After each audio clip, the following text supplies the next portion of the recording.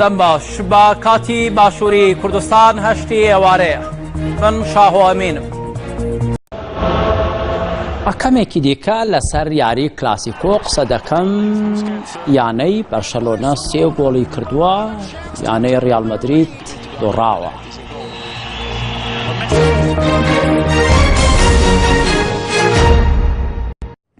ئەمڕۆ بۆ مێسی ڕۆژێکی زێڕینە. لە یاری کلاسیکۆدا بەرەی ڕێفراندم و سربەخۆیی کەتەلۆنیا لە حکوومەتی مەدریدی بردەوە.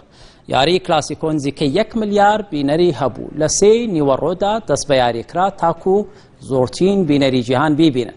یاریەکە لە مەدرید کرا، یانەی بەرشەلۆنا کۆنتڕۆلی یاریگاکەی کرد، ساحب ماڵ دۆڕا. ریال مەدرید پێش دەستپێکردنی یاری هەندێک خۆی گیف کردەوە، بەڵام چ نەبوو. 3 گۆڵی لێکرا، وەک خەڵک دەڵێن دڕا. هەر 3 گۆڵەکە لە گەیمی دووەمداکران. بەرەی سربەخۆیی لە هەڵبژاردنی پەرلەمانی کەتەلۆنیاش بردیانەوە. خەڵکی قیرغیزستان فەرشێک دروست دەکەن، پێی دەڵێن شایرداک. لە گوندێکدا خەڵک کۆبوونەتەوە، بەرهەمی دەستی فەرشچنەکان لەسەر سەوزایەک ڕاخراو. خەڵکی گوندەکە هەموو لە یەکەچن.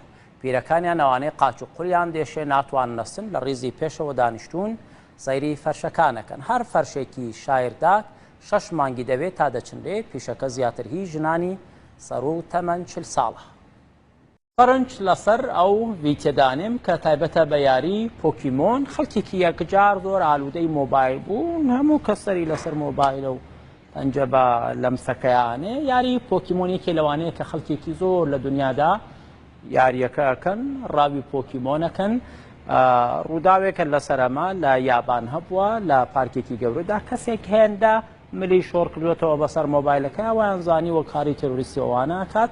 لە ڤیتێکەدا زۆرتر سەبارەت بە یاری پۆکیمۆن و نزیکی خەڵک بە تایبەتی ئەوانەی حەزیان لە شتی ئەلکترۆنیا لەگەڵ مۆبایل و پۆکیمۆن دەبینن. هەورامان و هەندێک ناوچەی دیکەی کوردستان کاتی خۆی بە دووگا ئەو زەویانە دەکێڕان کە قەتپاڵ و شاخاوین بەمە دەڵێن گاجووت. یەک حاڵەتی وا هێشتا هەر لە هەورامان ماوە. گاسنێک لە دووگا دەبەستن لە ملیان بەم شێوەیە، ئیدی پێکەوە گرەیان دەدەن، بە زۆر دەیان خەنە ڕێ، بە دوای خۆیاندا زەویەکی سەرسەخت دەکێڵن. کللتوری کۆن وا بووە، بەڵام ئەمە بارێکی زۆر قورس دەخاتە سەرملی دوو گیاندار. قسەکە ئەوەیە، ئەم گاسنە لە ملی دوو پیاو ببەسن، ئەم زەویە کێڵن؟ طەبعاً نا. سریلانکا فیل زۆرن، ڕۆژانە بەگەل دەیان بەنە سەر ڕووبار، سەریان دەشۆن. لەوێ سەدان گەشتیار چاوەڕێی بینینی فیلەکان. فیلی سریلانکا گەورەکانیان زۆر زەبەلاحن، ڕەشتاڵە و لووتیان یەکجار درێژە. لە باخچەی ئاژەڵانی سریلانکا 87 فیل هەن. بە پێی سروشتی دروستبوونیان فیل 2 ساڵ سکیان پڕ دەبێ ئینجا بێچوو دەکەن. گەشتیار بە پارە سواری فیلەکانی سریلانکا دەبن. ناسری ئێمەشیان سواری فیلێک کردووە، لەسەر فیلەکە بەمدی و بەودی واکەوێ، مەسافەیەکی درێژ قسە بۆ خەڵکەکە. عوسمان بایدەمیر 2 ڕۆژ لە کاری پەرلەمانی تورکیا سزادرا لەبەرەوەی ناوی کوردستانی بەکارهێنا. بایدەمیر لە پەرلەمانی تورکیا ڕایخۆی گزارش کرد لە بارەی بودجەی 2018. گوتی وەک ڕۆڵەیەکی کورد، وەک نوێنەرێک لە کوردستانەوە هاتووم، داواکاریم ئەوەیە ئەم بنمیچەی پەرلەمان ببێتە سەقفی هاوبەشی تورک و کورد. دژا کوردستانیەکان لە هۆڵەکەدا دەیکەنە هەرا، ئەوانەشی پێیان خۆشە چەپڵەی بۆ لێ دەدەن. سکرتێری پەرلەمان ژنێکە بەناوهێنانی کوردستان ئیستیفزاز دەبێت. ئایشەنوور باخچە کاپڵی قسە بە عوسمان بایدەمیر دەبڕێ لێی دەپرسێ، کوردستان کوێیە؟ بایدەمیر لە قسەی خۆی بەردەوام دەبێت. سکرتێری پەرلەمان دووبارە دەڵێ وەڵامت نەدامەوە، کوردستان کوێیە؟ عوسمان بایدەمیر دەڵێ بێمە سەر ستەیج وەڵامتان بدەمەوە. ئایشەنوور بە تورکیاڵێ نا مەیە، هەر لە شوێنی خۆت پێمان بڵێ کوردستان کوێیە. بایدەمیر بە دەنگێکی دلێر دەستی دەخاتە سەردەڵی، دەڵێ ئێرەیە، کوردستان لێرەیە.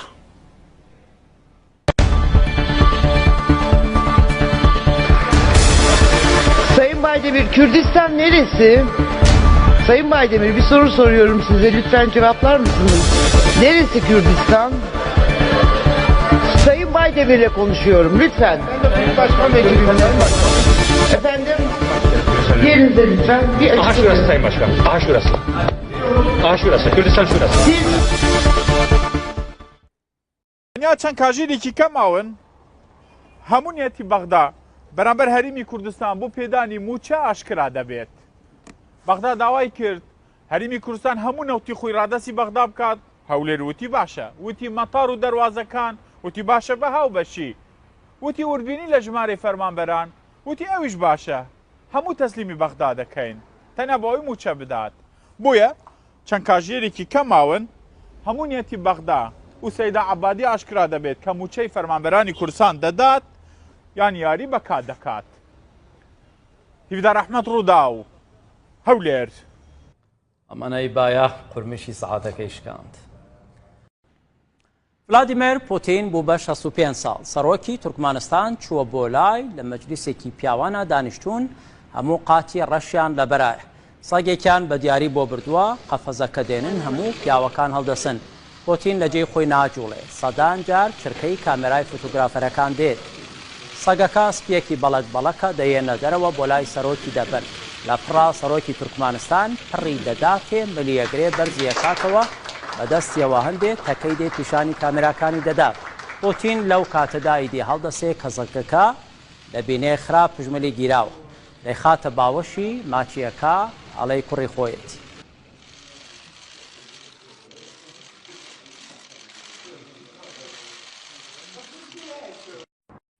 پیاوێکی کورد 3 مانگە لە چیا و چۆڵەکانی بادینانی داوە بە هیچ نایەتە خوارێ. حاکم گۆران لە داخی بندەستی و بێوڵاتی ژیانی تەنیایی شاخی هەڵبژاردووە. تفەنگێکی پێیە کەپرێکی بەستووە داروبار دەبڕێ ڕاوەشکاری ژەکا خۆی پێژێنێ. بۆ ئەوەی ئاگای لە خەبەری دنیا بێ ڕادیۆیەکی پێ بەمدی و بەودوی یاخا تا ئەخبارێ شتێ ڕۆژانە حاصلکە. حاکم گۆران بە تەکلیفی کەس لە چیا نایەتە خوارێ. دەڵێ تەکلیف مەکەن بێهودەیە تا دەوڵەتی کوردستان ڕانەگەیەندێ لەم چیایە نایەمە خوارێ. حاکم بە تەما بۆ دوای ڕفراندم بە ساڵی دەوڵەت ڕاگەیەندێت. ئێستا ئیشەکەی قورس بووە. هەمێکی دیکە چیرۆکی ژنێکی کوردستان دەبینن لە دەڤەری شارەزور 120 ساڵە. سەلما خان جموجوڵی هەیە قاچ و قولی عیبی نییە ئەچێتە بەردرگا دانیشێ دەمەتەقەی لەگەڵ خەڵکە کات چیرۆکەکەی زۆر سەرنج ڕاکێشا دواتر بیبینن.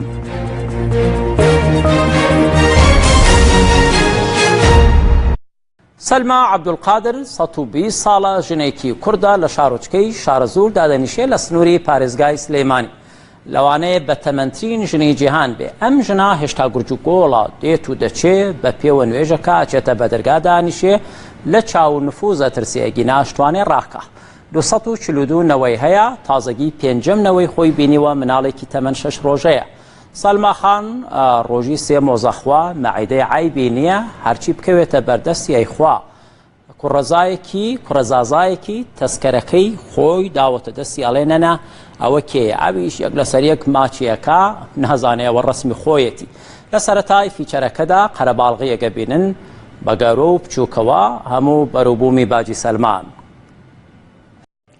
حاکم گۆران 5 مانگە لە سنووری دهۆک چووەتە سەرچیا دەڵێ تا کوردستان سربەخۆی ڕانەگەیەنێ دا نابەزم. خزم و خوێش کول و کافر بوون لەگەڵی بە هیچ بۆیان نایەتە خوارێ. لەوا چێ هەندێ نەرم بوو بێ و تااقەتیشی لەو چیا و چۆڵە چوو بێ. ئێستا مەتالیبەکەی دابەزاندووە دەڵێ تا حیزبەکان یەکڕیز نەبن نایەمە خوارەوە. خۆتێگەن جەنابی حاکم بە تەمایە دابەزێ.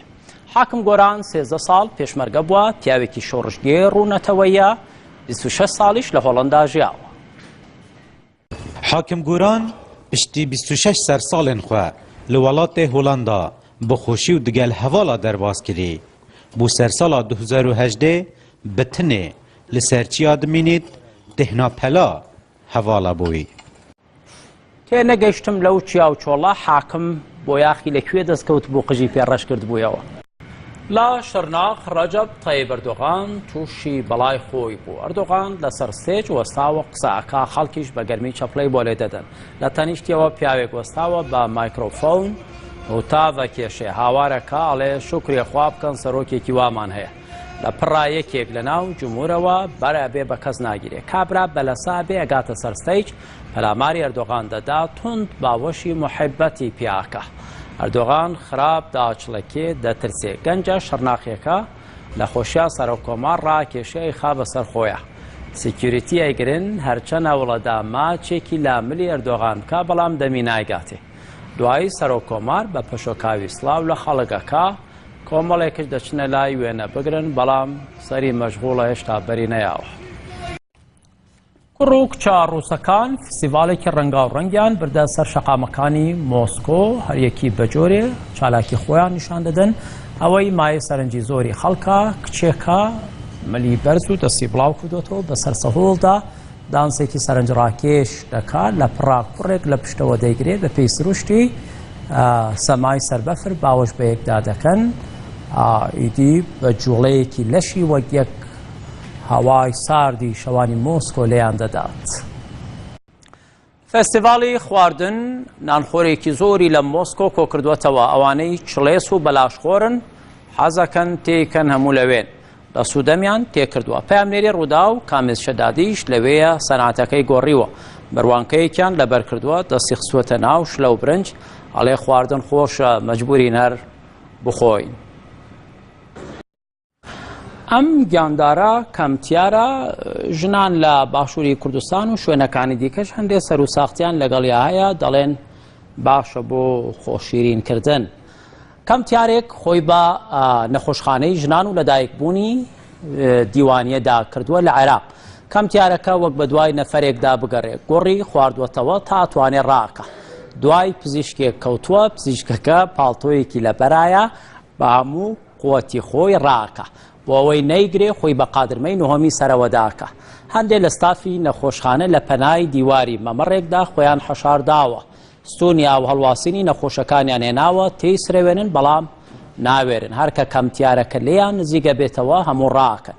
یەکێکیان سەبەتەی زەبڵدێنێ بەرەو ڕووی دەیبا بەڵکو سەری پیاکە بەڵام فایدەی نییە دوجار هەر بۆیان ناگیرێت. قسەیەکی لەگەڵ سەرۆکی کۆریای باکوور دەڵێ سەبارەت بە چەکە ئەتۆمیەکان ئەڵێ چەکی ئەتۆمی کیم جۆنگ ئون ناتەقێنێ دوگمەکەی ئەوە نییە بتوانێت بیتەقێنێ بەڵام دەڵێ ئەوەی من گەورەترە و باشتریژی شەکە ئەڵێ دوگمەکەی لەبەردەستمایە ئەیتەقێنم ئەینێن بە کۆریای باکوورەوە کەمێکی دیکە لەسەر ئاما زیاترە بینن.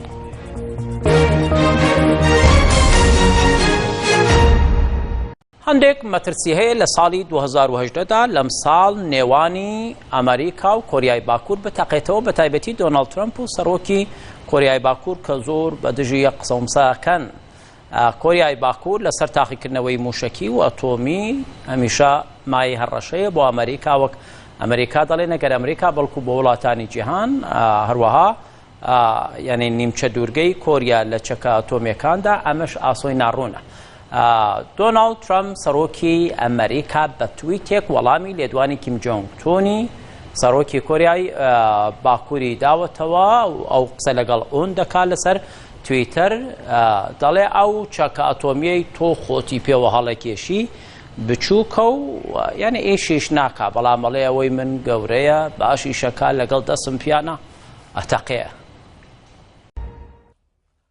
ئەنگێلا مێرکل ڕاوێژکاری ئەڵمانیا دڵی تەڕە حەزی بە گۆرانی وتنە چۆتە ناو مناڵی نەتەوەکانی ئەڵمانیا گۆرانی دەڵێ. مێرکل لە قەیرانی پێگەنانی حکوومەتدایە زیاتر لە 3 مانگە هەڵبژاردن کراوە بەڵام حکوومەت پێک نەهاتووە. ئەو ژنێکی سادە و خاکیە گۆرانی زۆری لەبەرە چەند جارێک لە کۆنسێرتەکانی گۆرانیدا شانی هەڵتەکانەوە و گۆرانی وتووە.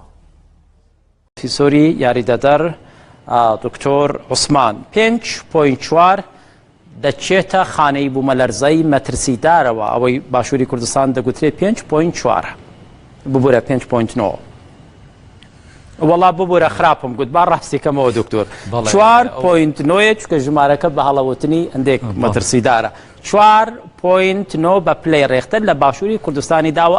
گرفتی تەکنیکی وەرگێڕان لە کۆشکی ئەلیزێ پرێس کۆنفرانسی سەرۆکی فەرەنسا و سەرۆکوەزیرانی کوردستانی دەخولەکێک دواخست. ئیمانوێل ماکرۆن دەست بە قسە دەکات دەڵێ سوپاسی هاتنی نێچیروان بارزانی و قوبا تاڵەبانی دەکەم. بەڕاستی پێشمەرگە ڕۆڵێکی گرنگی هەبوو لە شکاندنی تیرۆر. دۆستایەتی گەلی فەرەنسا و کوردستان ڕیشەیەکی کۆنی هەیە. نێچیروان بارزانی و قوبا تاڵەبانی سەری بۆ ڕاوەشێنن بە زمانی جێستە زەردەخەنا ئاماژەی بەڵێ و تێگەیشتنی بۆ دەکەن کە تەواو دەبێ ماکرۆن سەیری هەردووکیان دەکا بۆ مانایی کوب و ڕادلێبوو نێچیروان بارزانی دەڵێ قسەکانە جوان بوون بەڵام هیچ تێنەگەیشتم هێدفۆنەکان دانێن دەبێ بە گوڵماس تیمی پرۆتۆکۆل و دەنگ هەوڵی خۆیان دەدەن بۆ چارەسەری گرفتەکە ماکرۆن دەڵێ بەرپی پرۆتۆکۆلی ئەلیزێ دەبێ بە فەرەنسی قسە بکەم ئەرکی تیمی پرۆتۆکۆلە لە تەرجەمەی هەر زمانێک بۆ هەمووان ڕێکاری پێویست فراهەم بکە دەڵێت کایە هێدفۆنەکان بکەنەوە گوێتان ئەمجارە ئیشەکە تەرتیبە ڕست بە قسە دەکەنەوە دیسان کەس حاڵی نابێ لەبێ بەهەرا هەرچی هەوڵ دەدەن فایدەی نییە ماوەیەک هەر کەسە بە زمانی خۆی قسە دەکات جارێکی دیکە دەڵێن ئیشەکە حەل بوو ماکرۆن بە سەرۆکوەزیران و جێگرەکەی دەڵێت تەواو بوو بەدڵی ئێوە ئێستا هێدفۆن ئەمجارش قسە ناهێنێ نێچیروان بارزانی بە ئینگلیزی دەڵێ ئەم گرفتە بە متەرجمەکەی ئەمە چارەسەر دەبێت عەلی دۆڵەمەری نوێنەری حکوومەت لە پاریس بە کوردی و فەرەنسی هەمووان لە یەک حاڵی دەکات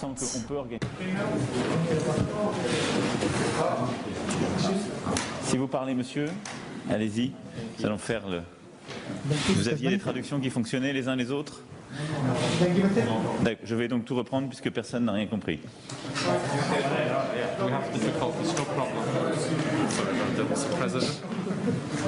Nous allons donc faire qui sont journalistes et qui ne comprennent pas davantage le français. Donc il faut qu'il y ait une traduction. Non mais vous allez traduire en anglais. Écoutez. Il me semble qu'on peut organiser quand même. Qui parle français, levez la main. Qui parle le kurde? Qui ne parle ni français ni kurde? Je sais plus.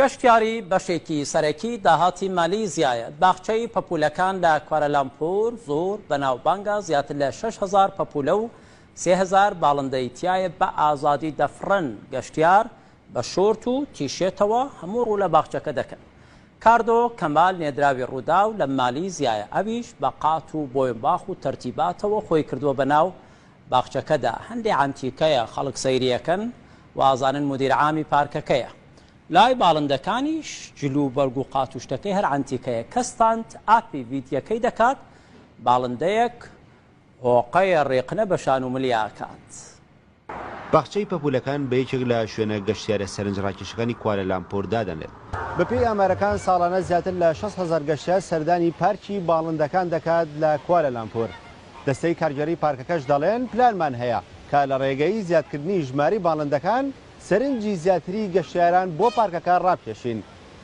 باوکی قوتابیەک بە چەکەوە هێرشی کردە سەرمامەسایانی قوتابخانەی گوندی شەوەک لە سنووری هەولێر باوکەکە لە کاردانەوەی لێدانی کوڕەکەیدا هێرشی کردووە کوڕەکەی پۆلی چواری بنەڕەتیە مامۆستاکەی زۆری لێداوە وەک باوکی دەڵێت باوکی خوێنکارەکە خۆی بە ژووری ئیدارەدا کردووە بە شەق و بۆکس و چەپۆک لەم مامۆستاکەی داوە ئەوانەی دیکە ناوبژیان کردووە شەڕ گەورە بووە باوکەکە میلی دەمانچەی کێشاوە بەڵام تەقەی پێ نەکراوە پەلاماری بەردێکی گەورەی داوە تاقوەتی تیا بووە کێشاوێتی بەسنگی بەڕێوەبەری قوتابخانەدا بەردەکە گوازراوەتەوە بەرچاوی مامۆستایەکی دیکە کەوتووە کابرا هەر نەوەستاوە ویستوێتی مامۆستاکان بێکەسکوش بکات بەڵام خەڵکی گوند نەیان هێشتووە کەیسەکە لای پۆلیسە گەلێک سوپاس کە بینەرمان بوون